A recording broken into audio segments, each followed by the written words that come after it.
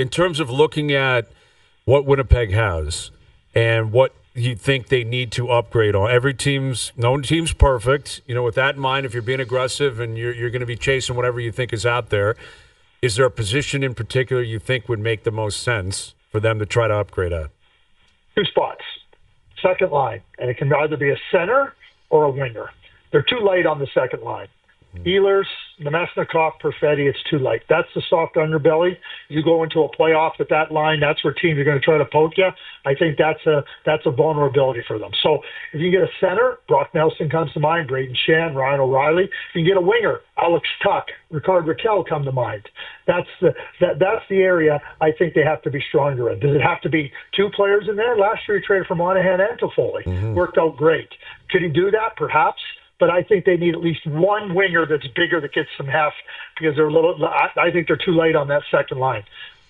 Third pair right defenseman. Okay. David Savard.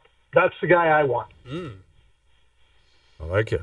Is there any risk, Craig, when or just do the players understand, okay, management, we've had this season for you.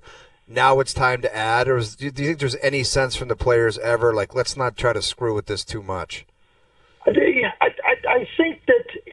I think that yes. To answer your question, you don't want to be messing in the wrong areas.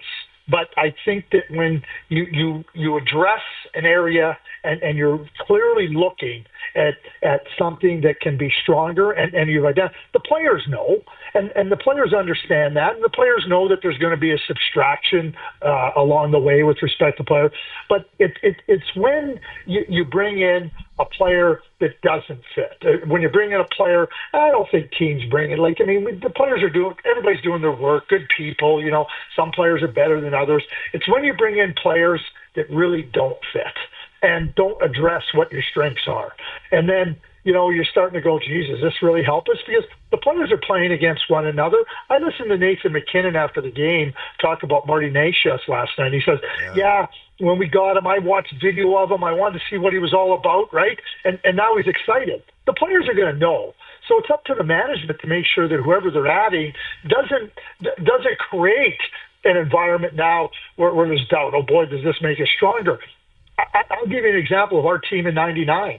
We made a lot of trades and additions up to that point in time, and we were looking to strengthen a team and bolster our team like every team. Then we got to the point where I think Colorado added Andrechuk and Hunter, and the Detroit Red Wings added Wendell Clark.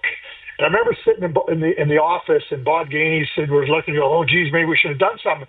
Finally, somebody said, wait a sec, we believe in this team. We won the President's Trophy. But it wasn't until after, and Ed Belfour, I don't know when it was, a week later, somebody goes, we got a good team here, Bob. He told Bob, he said, we got a good team here, Bob. We can get this done. So there's going to be times when you have to do a little bit less rather than more.